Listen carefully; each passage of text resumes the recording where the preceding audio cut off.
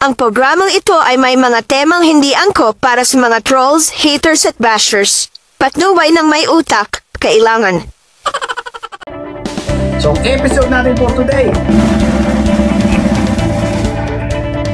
proving the motive and intent behind the demolition job on Liza Soberano. Dahil ang mga ito, gagawin ng lahat, mapabagsak lang si Liza Soberano. Hindi lang naman si Liza pinapanatan nila ba? Provoking the Barretos to speak up and respond. Yun ang gusto niya eh. Liza Bog pa naman yung tawag dun sa tao. Ang tahol ng nanay Christine na tao yan. Si a bitter, angry ex-manager. After Liza left OG, balik siya sa pagkalkal ng mga basura ng mga artista. At wala na si Liza. Ano ngayon? Yung bra at panty niya sa tingin. Kahit si Sabrina yung pinapatos na. Balik sa pagiging imbornal yung punganga ni OG. Diba? From announcing multi-million deals to pantit bra. Ano ang motibo ng tatay niyo para sirain si James Reid and careless management at si Liza? Whose image will get a boost if Liza fails? Who? Sa market. Hindi, yung hope. Wala nang hope. Sabi ni Nanay Christy.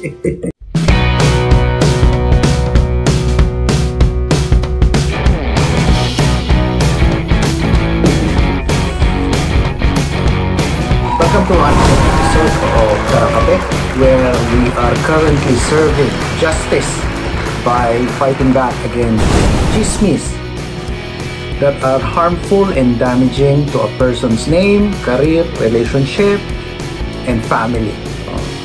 Unahin ko muna magpasalamat sa ating mga manonood, sa ating mga subscribers, sa ating mga commenters, mga followers.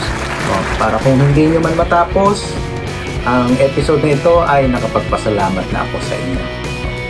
Kung ang chismis ay sakit tulad na sabihin natin yung latest, yung COVID-19, consider this program as the antidote, the medicine, antibiotics o vaccine na panlaban sa sakit ng chismis na nakakasakit na ng kapwa.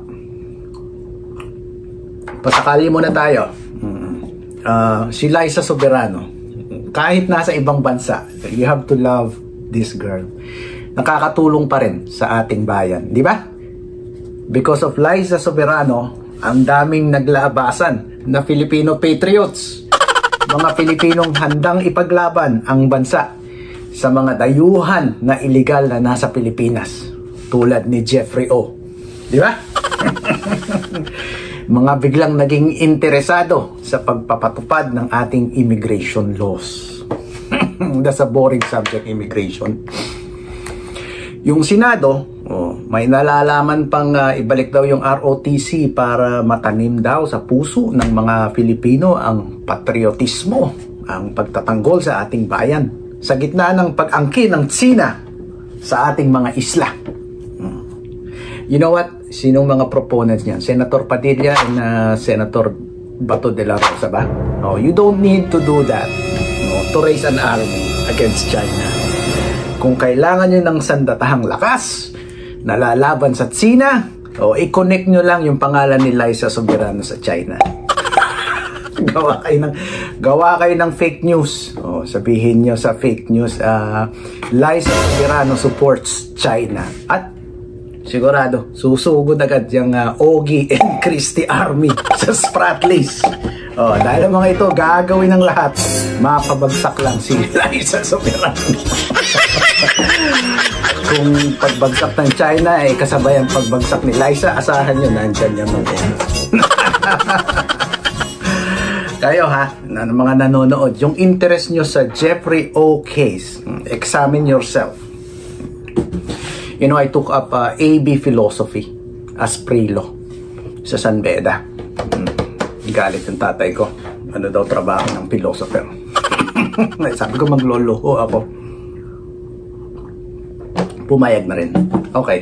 Sabi ni Plato, Philosopher Plato. Greek. Know thyself. Examine your thoughts. No? Is it pristine or unclean? Is it pure or impure? If your interest in the case is triggered by your enthusiasm to learn Philippine immigration laws, the enforcement of the said laws, and the protection of our land from illegal aliens, congratulations. Your interest was motivated by your love for your country.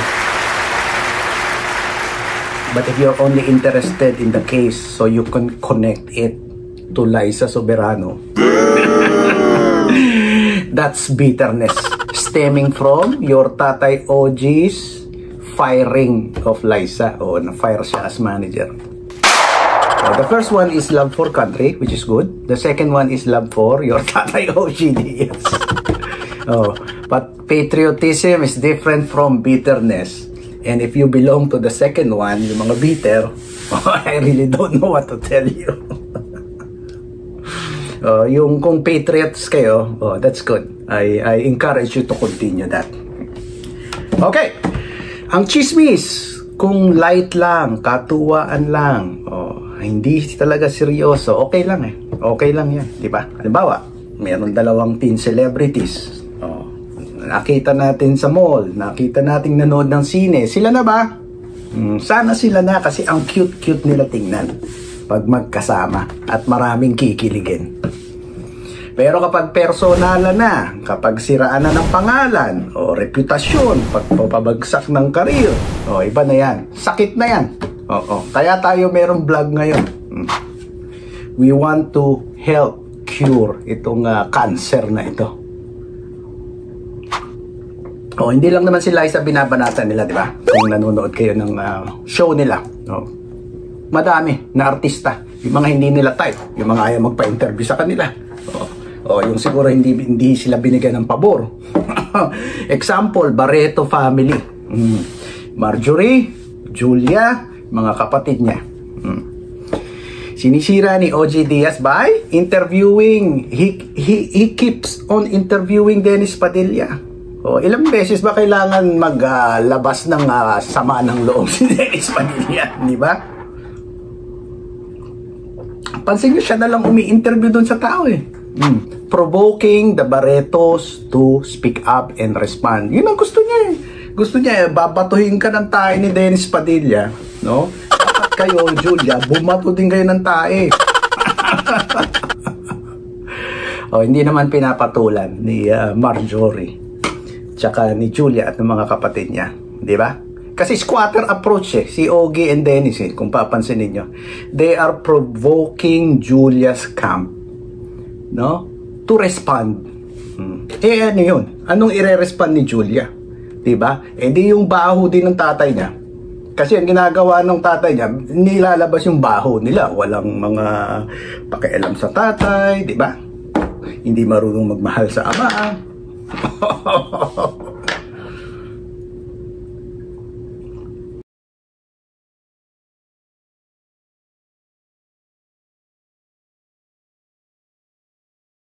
May class yung bata.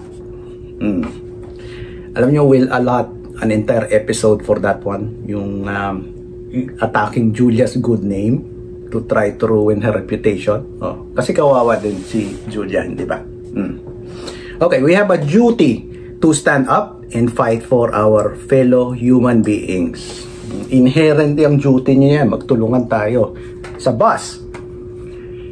Sa Tagalog, sa bus. Bus. Kapag nakita mo na may babaeng pasahero, nakaupo dun sa window seat, hinaharas ng isang manyak, mako-corner ka dun, di ba? Nasa aisle seat yung two-seater.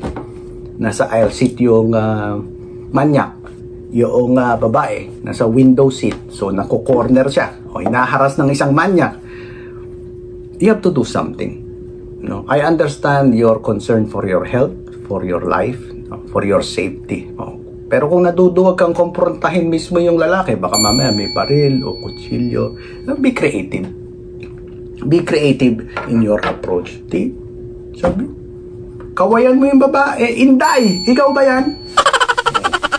Magugulat yung babae. Si Cardo, yung tatay ni Jose. Oh, yung classmate mo. Hindi ka dito, madami akong kwento sa'yo. Dito ka maupo. O kaya talk to the other passengers. Pagtulong-tulungan ninyo. Or, lumapit ka dun sa driver. Sabihin mo yung nangyayari para pag may nakitang pulis sa daan, ihinto. Hindi ba? You have a duty to stand up and fight against bullying. Do something to stop injustice. There are so much injustice in this world. You have to do something, kahit maliit na bagay. Walang pinagkaiba dito yan sa social media. Ngayon, dalawa na ang buhay natin. Yung buhay natin sa pang-araw-araw at yung buhay natin sa social media. Pero dapat walang pinagkaiba yung morals and values mo. Intact palagi. Hindi yung pag nasa social media ka, balahura ka. Pag nasa totoong buhay mo ikaw, sa simbahan, ang bait-bait mo. Diba? Laizabog ba naman yung tawag dun sa tao? Laisa, sabog, laisabog. Okay lang kayo. Diba? Anong ginawa ng tao sa inyo for her to deserve so much hate? No? May trigger yan eh. May pinanggagalingan itong mga to. At alam nyo saan galing yan? May mga instigators. Mga pasimuno. Sino? Ay, yung tatay OG nyo, tsaka yung nanay Christy nyo. Diba? Mapapansin mo naman sa social media, sa Twitter. Pagtahol ng tatay OG nyo, tahulan lahat. Pagtahol ng nanay Christy nyo, tahulan din kaya. And this won't stop until the good people will stand up and help each other to fight injustice. When you see bullying, stand up and say something. Sa social media, sa workplace, sa kalye. Madami pa rin bilib na bilib sa tatay OG nila. Pag nagsabi ka ng something about Liza, they will ask you to watch yung vlog, chismis vlog ni Ogie. So they can convince you na wala daw sinasabing masama kahit isa si tatay OG kay Liza Soberano. May isang comment nga akong nabasa dito sa blog, I think 2 episodes ago, sabi stick to legal daw. So we'll do that. We're going to stick to legal for this episode. Gagawin nating lawyerly ang episode na ito. Kaya ang topic natin today will be about proving the motive and the intent behind the demolition job on Liza's person and career, orchestrated by none other than your favorite tatay Ogie, and nanay Christy and their minions. Criminal Law 101. Ngari, nasa law school tayo. Magkaiba ang motive sa intent. Motive is an underlying reason. Bitterness, for example, can be a motive. It can explain why you did something, but it is not the intent behind the act. Mas malalim yung intent. Yung intent is an element of the crime. Pero yung motive, hindi. So, ang episode natin for today, proving the motive and intent behind the demolition job on Liza Soberano. Contrary to the image he is portraying. As a good manager, pinapakita niya good manager siya, who did everything for his talent, like a good father, and who only wishes daw his former talent well, yung front niya na yan. Behind that, I see a bitter, angry ex-manager who is finding it difficult to accept the fact that he will no longer be entitled to the cash cow he helped raise. He didn't raise her, tumulong lang siya. A bitter and angry ex-manager who couldn't accept, he no longer have access to the many benefits that come with having your name associated with a famous celebrity. Diba? Liza brought not only money to Ogie Diaz's doorsteps, but so many intangibles, including the respect of the society. Prove natin sa programang ito na hindi lang kumita ng malaki si Ogie Diaz kay Liza Soberano. Liza also rehabilitated Ogie's crass image as a chismis reporter, tagakalkal ng basura, diba? Extra sa mga pelikula at TV, and someone who is known as having a classless mouth. Kagaya ng nanay niya, yung nag-train sa kanya, si Nanay Christy niya. Kita naman yung epekto, di ba? Sa tatay ninyo, tatay OG ninyo. Yung pag-alis ni Liza, instant. Ang epekto, from crass to class and back to crass. After Liza left OG, balik siya sa pagkalkal ng mga basura ng mga artista, taga-amoy ng baho ng mga artista, tapos isa sa publiko niya kung ano yung naamoy niya para kumita. Balik siya sa paggawa ng chismis para may pakain sa mga anak. Sad, no? You have to feel sad. Don't get mad at OG. Feel sad for him. In short, balik siya sa dating buhay niya bilang anak ni Nanay Christy.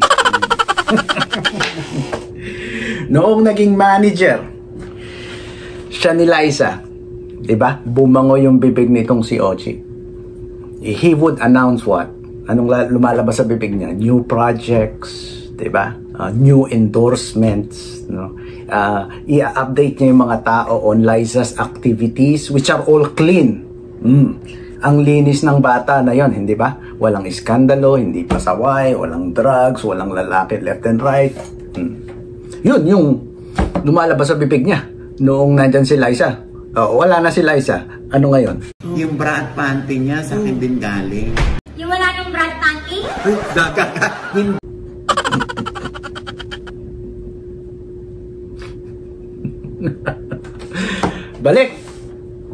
Balik sa pagiging imburnal yung bunganga ni OG. Panty at bra ni Sabrina M. Yung bra at panty niya, yung bra at panty niya, yung bra at panty niya. Sana man lang panty ng big star, di ba? Malaking artista ba? Panty bra ni Marian Rivera. O panty bra ni Ann Curtis. Sabrina M. Yung bra at panty niya, yung bra at panty niya. Diba? From announcing multi-million deals to pantit bra. Kahit si Sabrina M, pinapatos mo na ngayon. Tawag dyan fall from grace, hindi ba? And that, my friends, is a glimpse of motive behind the demolition job on Liza Soberano. Yung bra at panty niya. I used to be fond of Showbiz Update, yung chismis vlog ni Ogie Diaz. Kasi misis ko fan ng show na yan. Mahilig kasi manood yung misis ko niyan pag galing sa work, sa gabi. Pero gusto niya may kasamang nanonood. Natural, ako lang yung tao dun sa bahay. My two kids feel Americanized pareho eh. Hindi mo mahahatak manood ng chismis program. In fairness, nakakatuwa sila noon. No, favorite ko diyan dati si Diosa Poco. Nakakatawa yung mga joke niya. So, I do not discourage you, no, to watch it. In fact, kung gusto niyo panoorin, nakakaaliw din naman talaga. No? Kaya lang when OG, no, was fired by Liza, napansin ko nagbago. No, regular na nila kung banatan yung tao. So, na-turn off ako. Yung bra at panty niya. Pero may modus dyan. Meron silang modus. Kaya yung mga casual viewer, hindi makita na binabanatan nila si Liza. Pero alam nyo, yung mga abogado, they are trained to what? Notice inconsistencies no, sa mga statements, sa ugali ng tao. Diyan kami kumikita eh. Kung talong-talo na yung case mo pero may napansin kang isang inconsistency that will favor your client, you have already earned yung attorney's fees mo. Yung bra at panty niya. If you are just a casual viewer o yung nanonood lang para mag-aliw, you wouldn't notice anything. But if you are a lawyer, law schools trained lawyers to be analytical. Kaya mahal maningil yung mga yan. Patawarin nyo na sila. Kasi tinorture yan yung mga yan noong nasa law school sila. Ng mga prof nila, ask them kung gaano kahirap ang buhay sa law school. So, I don't blame OG supporters for not seeing how he tried and is still trying to destroy Liza. Just because Liza fired him as her manager. Fired, ha? The operative word is fired. F-I-R-E-D. Kasi, let's put OG, no? In his proper place. Manager ka lang. You are an, employee / agent of the celebrity. Kung gusto mo pa rin matuloy yung work mo, kaya sabi mo kay Liza, anak, kung magre-renew ka sa akin, ito na lang yung commission na kukunin ko. But the celebrity said, nope, thank you, and slammed the door on your face. Tumama sa ilong mo. Tapos kumuha ng bagong manager, kapalit mo, di tinanggal ka. It was not a mutual decision to part ways. It was Liza who decided. Kaya maintindihan nyo rin bakit napaka-bitter ni OG. Alam nyo rin kung saan siya nanggagaling. Kasi parang sampal sa kanya yan. At dyan pumapasok ang motibo para sirain si Liza. Ano ang motibo ng tatay nyo para sirain si James Reid in careless management at si Liza? Kasi sasabihin na naman ng mga OG supporters, Christy Army, napakabait po ni OG kay Liza. Kasi nga po parang anak ang turing niya kay Liza. Si Liza po ang walang utang na loob na anak kay OG. Wala siyang motibo para sirain si Liza. Meron po, madami po. At kaya tayo may programa ngayon para i-explain kung ano yung motibo.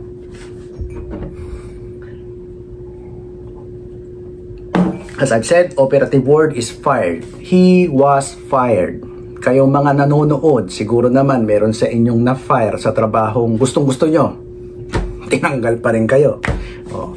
O kaya sinipa kayo sa isang grupo na kinapapalooban ninyo. O kaya pinagpalit kayo ng boyfriend o girlfriend nyo sa iba. You know how it felt. You know how it feels. Liza is one of the most sought actresses in the country bago siya umalis for the US. Yung bra at panty niya. Whatever she touches turns into gold. Bankable. Bankable yung term.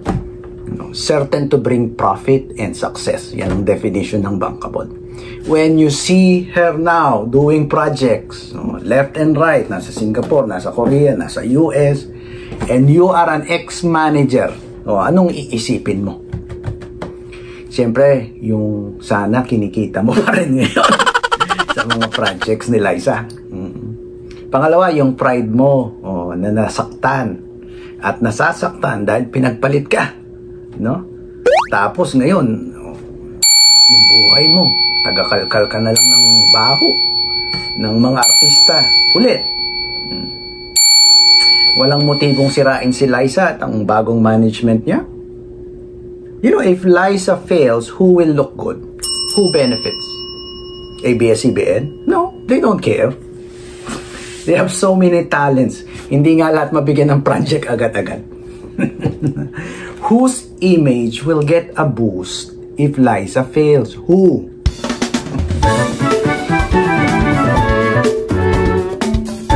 Sino?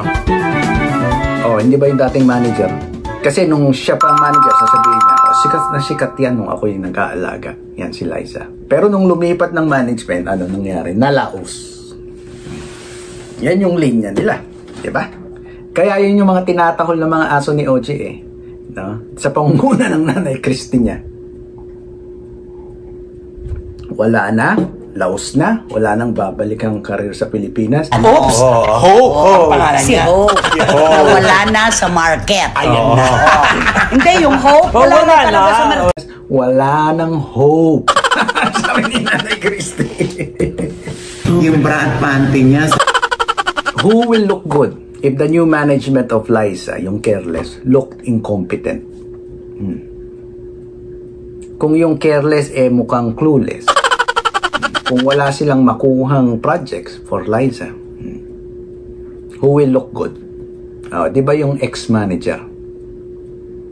Kaya nilatag nila OG sa programa niya yung mga proyekto kay Liza, pero tinanggihan or hindi na-realize. Yung mga unrealized projects bago sinipa ni Liza si OG sa buhay niya. Tulad na to be okay. Pabiktim talaga yung tatay OG ninyo eh. No? Nung kunento niya itong it's okay not to be okay. Nakiusap daw siya para sa mga fans ng Lisken. Kunin mo na Liza ang proyekto kahit wala akong komisyon. Pabiktim talaga eh. Di ang sama ng imahe ni Liza, hindi pansin ng mga viewers. Just like that, sumama yung image ni Liza. Ano siya? Liza is selfish. Walang pakialam sa ikakasaya ng mga Lisken fans. No? Pag it's okay not to be okay, mapanood ng mga Lisken. Salamat po. Ayaw ni Liza. Selfish. Binanggit din nila sa showbiz update yung Darna, di ba? Pero tama lang naman na hindi tinuloy ni Liza ang Darna. Unang-una, nabigyan ng break si Jane De Leon. Pangalawa, maganda yung Darna sa umpisa. Later, medyo nagsuffer na yung quality. Both story-wise and CGI, yung mga effects, di ba? Kasi you were hoping, Liza Soberano, sana parang Marvel or DC yung quality, di ba? Yung mga movies na Wonder Woman or Black Widow, ganun sana. Maganda yung kwento, maganda yung graphics. Later on, may pasayaw-sayaw pa sila edi na-bash pa si Liza uli. Kung ginawa niya yung Darna.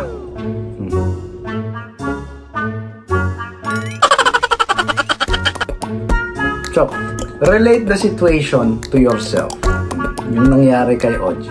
If you work, no, and you were fired, and you cried for weeks, and your lifestyle changed, hindi mo na mabili yung mga gusto mong bilhin ngayon. Hindi ka na makapaglakwatsa pag gusto mo maglakwatsa. Kasi you couldn't find a similar job na ganun din ang bayad. And ito yung twist. The company after a year shut down.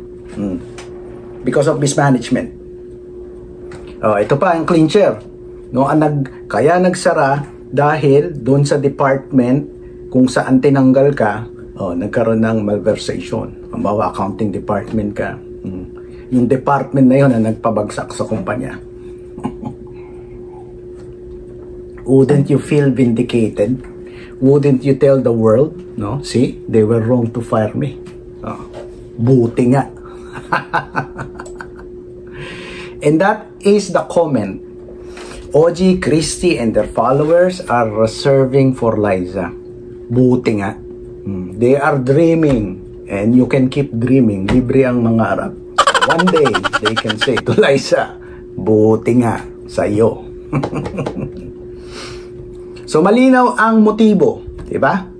Ask the question, who will benefit if Liza fails? Alam nyo yung 7 deadly sins. Madaming krimen. Yan ang crime of passion. Because of 7 deadly sins. Ano siya? Pride, greed, wrath, envy, lust, gluttony, and sloth. 5 of the 7 deadly sins are present, no, in OG, Christy, and their followers. Diba? Nasa loob nila. Ano yun? Ano yung 5 na yun? Pride. Pride na pinalitan ka. Galit na galit ka. Followed by wrath. Galit na galit ka eh. Hindi mo matanggap na sinipa ka. Greed, no? Pag naiisip mo yung kinikita mo noon and ngayon unrealized income, hindi ka nakikita. Envy, because Liza's career, no, will continue to flourish. Inggit. And then finally sloth. Katamaran. Katamaran mag-isip, katamaran mag-analyze at intindihin ang sitwasyon. You were a manager, no? A manager can be fired anytime. And that should be the end of it. No? Kung wala namang utang sa'yo, wala namang breach of contract, when you get fired, you get fired. That's it. Keep quiet, di ba? Managers get fired every day, no? Sa iba-ibang field. No? Sa banking, sa finance, sa food industry. Managers, they get fired by the dozen. Pero walang drama. Ikaw lang yung kaisa-isang manager, no? Wala namang illegal issues, walang legal issues, walang utang, walang breach, pero napakaingay. Sobrang daming drama, no? Gusto mo talaga mas sikat ka pa doon sa celebrity na pinagsisilbihan mo. Next episode, we will show the intent. Kasi itong episode na to, we discussed the motive, di ba? Anong benefits kung babagsak si Liza dito sa taong ito. So next episode, we will show the intent, mas intention sa motive. No, the intent to destroy the image of Liza by these people. If you are in law school, again, to summarize, your criminal law professor should discuss the difference between motive and intent. Mas mabigat yung intent. No? At yung intent, doon tayo pupunta sa part 2 ng episode na ito. Kung nagustuhan niyo po ang patas nating pagtalakay sa mga isyung kadalasan ay tinatalakay ng iba na may killing o yung tinatawag na bias. Kung nagustuhan niyo po ang paghimay natin ng mga issue gamit ang mga kasanayan at karanasan ng isang abogado, maaari po sanang follow ninyo, like and subscribe ang ating channel para sama-sama po tayo sa paglaban sa chismis na nakakasakit at nakakasira ng kapwa. At sa susunod kong pagtawag, kayo ang unang makakarinig ng Tara Kape. Give it to me like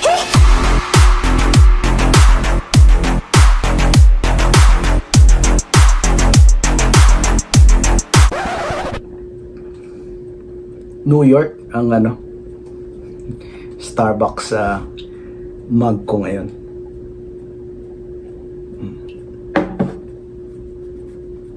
Yung bra at panty niya.